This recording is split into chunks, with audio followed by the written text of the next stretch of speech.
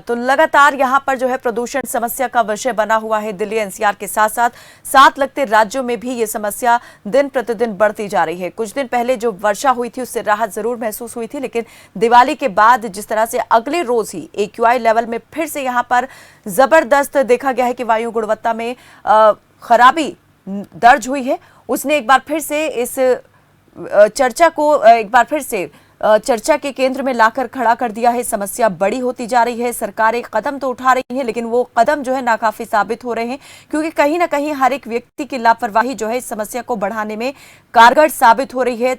और आतिशबाजी की अगर बात करें तो दिल्ली में पूरी तरीके से बैन किया गया था पटाखों पर, लेकिन उसके बावजूद भी पटाखे चलाए गए। आधी रात तक जो है पटाखे चले हैं।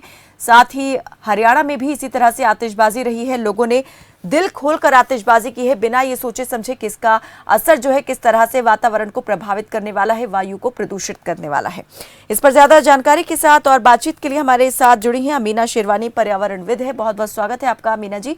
और सबसे पहले यही आपसे जानना चाहेंगे, अभी जो पश्चिमी विक्षोभ के चलते वर्षा हुई थी उससे राहत मिली थी, लेकिन फिर एक बार जो है स्थिति भयावह दिखाई दे रही है।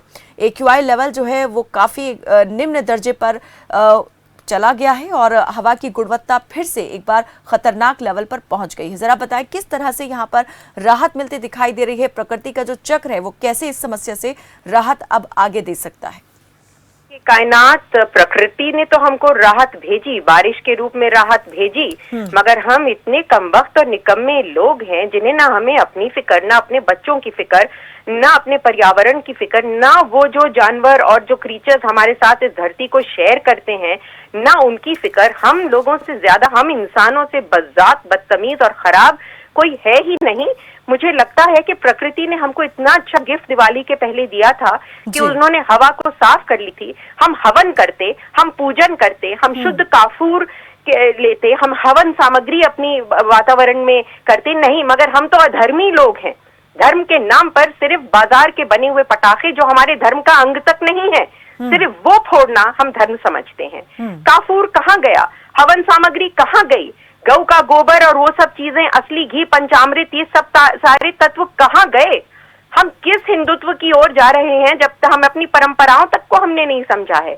ये सारा खामियाजा हम भुगतेंगे। और कहते हैं ना कि जब गीदड़ की मौत आती है तो वो शहर की ओर भागता है, जब हम इंसानों की मौत आती है तो प्रदूषित हवा में हम और ज्यादा पटाखे छोड़ते हैं। हम उसी गीदड़ की तरह हैं जो अपनी मौत के लिए शहर की ओर भाग रहा है।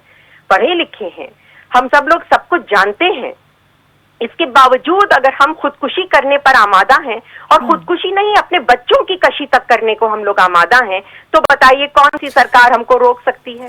कौन सा प्राइम मिनिस्टर, कौन सा चीफ मिनिस्टर, कौन सा पर्यावरण मिनिस्टर हमारी जान बचा सकता है? वो लोग तो वैसे भी हमसे कोई प्यार नहीं करते हैं, हम लोग तो वैसे भी उनके लिए टैक्स और पैसों का एक साधन है। तो हम अपने आप से क्यों नहीं प्रेम करते? हम अपने बच्चों से क्यों नहीं प्रेम करते? हम अपनी प्रकृति से क्यों नहीं प्रेम करते? प्रकृति ने तो हमको दुलार दिखा दिया कि राहत के रूप में बारिश भेजी, हमने उस राहत के मुंह तक पे थूक दिया। क्या बताइए कायनात, आप लोग इस पर अवेयरनेस क्रिएट करिए।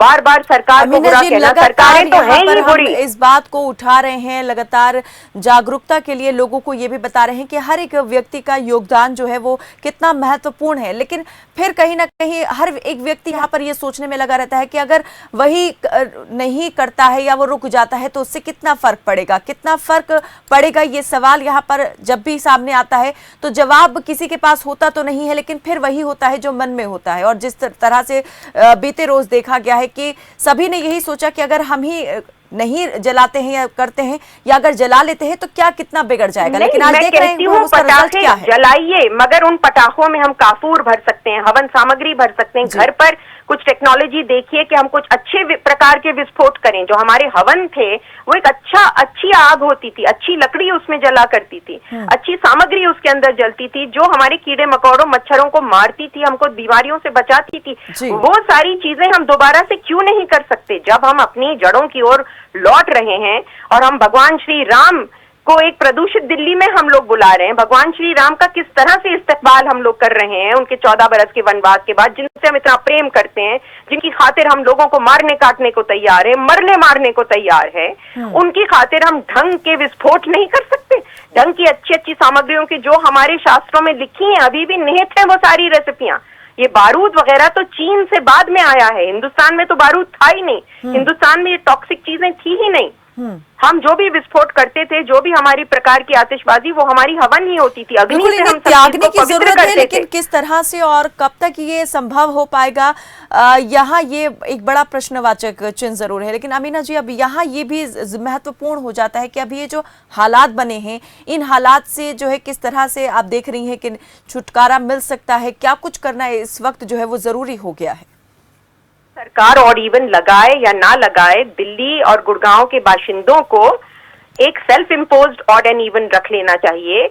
सेल्फ इम्पोज्ड उनको पब्लिक ट्रांसपोर्ट ज्यादा से ज्यादा यूज करनी चाहिए। मेट्रो इतना बेहतरीन तरीका है, मुझे तो 10 बरस हो गए दिल्ली में गाड़ी लाए हुए, मैं सिर्फ मेट्रो से ही आती हूँ, जब भी आती हूँ एयरपोर्ट से भी मैं मेट्रो से ही घर जाती हूँ। जरा सी दिक्कत तकलीफ होती है, मगर अगर मैं कर सकती हूँ तो और मैं तो 60 बरस की हो चली, तो बाकी जवान बच्चे हर वक्त ओला उबर बुलाना, हर वक्त अपनी गाड़ी ऑटो निकालना, यहाँ से वहां स्कूटर में जाना, 2, 4, 5 किलोमीटर भी दिन में पैदल न चलना, ये जो आदतें हैं, इससे करीब 10 से 15% प्रदूषण हमारे शहर का कम हो जाएगा। दूसरा, 17% जो पोल्यूशन होता है हमारी हवा में, वो हमारे कचड़े से होता है। जो हमारे कचड़े डंप्स पे पड़े रहते हैं, प्लास्टिक, पेपर, पन्नी और सब्जियों फल के छिलके, वो सब भी एक एमिशन क्रिएट करते हैं। और वो सब एमिशन, चाहे उनमें आग लगे तो बहुत ज्यादा एमिशन निकलता है, मगर आग ना भी लगे तो पड़े पड़े भी वो लोग एमिशन करते रहते हैं। वो कचरा अपने कचरे को अलग अलग करके, जो कचरा खाद में परिवर्तित हो सकता है उसको अपने घरों में, बगीचों में, या वो प्लास्टिक की बहुत अच्छी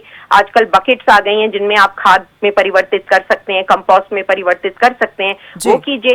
पेपर को दोबारा रिसाइकलिंग में दीजिए, शीशे को दोबारा रिसाइकलिंग में दीजिए, पन्नियों को दोबारा रिसाइकलिंग में दीजिए, पेट बॉटल्स को दोबारा रिसाइकलिंग में दीजिए, तो ये सारी मटेरियल से दोबारा मटेरियल बन जाएगा और पोल्यूशन हमारा कचरे का कम हो जाएगा। तो 17% हमारी जो हवा का प्रदूषण है, जो सड़ते हुए कचरे के कारण हो रहा है, वो खत्म हो जाएगा। 15% हमारे गाड़ियों को कम इस्तेमाल करने से कम हो जाएगा। तो 31, 30, 32% तो हमारे डायरेक्ट हाथों में है, किसी सरकार की हमें जरूरत नहीं है इस काम को करने की। और बाहर निकलते वक्त जो है क्या सावधानी इस वक्त जो है बरतने की जरूरत है? इस समय तो अगर हम लोग फिर अपने कुछ ट्रेडिशनल तरीकों पे वापस चले जाएं, जैसे मलमल का दुपट्टा, मैं तो ये N93 जो सिंथेटिक मास्क होते हैं, मैं तो उनमें भी विश्वास नहीं करती, क्योंकि सिंथेटिक कपड़े के थ्रू आप ब्रीथ करेंगे तो आप सिंथेटिक फाइबर्स अपने लंग्स में भेज रहे हैं। जो हमारे पुराने मलमल के कपड़े होते थे, 2-3 लेयर्स का, या तो पुराने जमाने में सब औरतें मलमल का दुपट्टा लेती थी, सारे आदमी एक अंगोछा लेके चलते थे, उसी से अपने मुंह को बांध लिया करते थे जब धूल होती थी, मिट्टी होती थी। उसी प्रकार के ऑर्गेनिक कॉटन क्लॉथ, मलमल के कपड़े का प्रयोग करें हम लोग अपने आप को मास्क करने के लिए। सिंथेटिक मास्क अपने आप में एक बहुत बड़ा डेंजर है, इनके सारे फाइबर्स निकलते रहते हैं और हमारे लंग्स में सेटल होते रहते हैं। मलमल के फाइबर्स, मलमल के कपड़े में से एक तो फाइबर्स निकलते भी नहीं, और अगर निकलते हैं तो वो सूती कॉटन के होते हैं, वो इतना ज्यादा हार्म हमारे शरीर को नहीं करेंगे। दूसरी बात, अपना खान पान बहुत अच्छा करें हम लोग। खान पान अगर बेहतरीन करेंगे, विटामिन सी की पर्याप्त मात्रा हम सबको लेनी चाहिए, फलों की मात्रा और हरी सब्जियों की, हर रंग की सब्जी की, बल्कि सिर्फ हरी ही नहीं, लाल, पीली, हरी, हर रंग की सब्जियों की मात्रा बढ़ाइए। रोटी चावल की मात्रा कम कीजिए, दही की मात्रा थोड़ा सा बढ़ाइए, क्योंकि वो प्रोबायोटिक फूड होता है, आपको इम्यूनिटी देता है। अपना विटामिन मिनरल का सब लोग चेकअप करा लें, विटामिन के, किसी भी विटामिन की कमी हो इस वक्त तो उसकी पूर्ति या तो दवा खा के कर लें या अपने खान पान में करने की कोशिश करें। उन खानों का सेवन करें जिनमें वो विटामिन हमको मिलते हैं। थोड़ा सा असली घी, थोड़ा सा मक्खन अपनी डाइट में जरूर इंक्लूड कर लें, उससे भी इम्यूनिटी बढ़ती है। बहुत से विटामिन हैं जो फैट सॉल्युबल होते हैं, पानी में वो उनका सोल्यूशन नहीं बनता, तो हमारी शरीर को उन्हें अब्सॉर्ब करने के लिए फैट की भी जरूरत होती है। मगर ये घटिया तेल जो हम लोग खाने लगे, कनोला ऑयल और ये वो ऑयल नहीं, अपना तिल का तेल लें, नारियल का तेल लें, असली घी लें, घर में बना हुआ मक्खन लें। इन सब चीजों में वो विटामिन और मिनरल्स अच्छी तरह से एब्जॉर्ब होकर हमारी बॉडी के कोशिकाओं में पहुंच जाते हैं। खान पान बदलें, रहन सहन बदलें, अपनी नियत बदलें, अपनी आदतें बदलें और अपनी गाड़ियों में निकलना बंद करके metro, public transport, electrical buses का प्रयोग और करें। सबसे पहले सभी को ये भी तय कर लेना चाहिए कि अगर उनके द्वारा किसी भी प्रकार का कोई भी पॉल्यूशन हो रहा है तो उस पर सबसे पहले खुद ही वो रोक लगाएं, क्योंकि कहते हैं कि चैरिटी बिगिंस होम।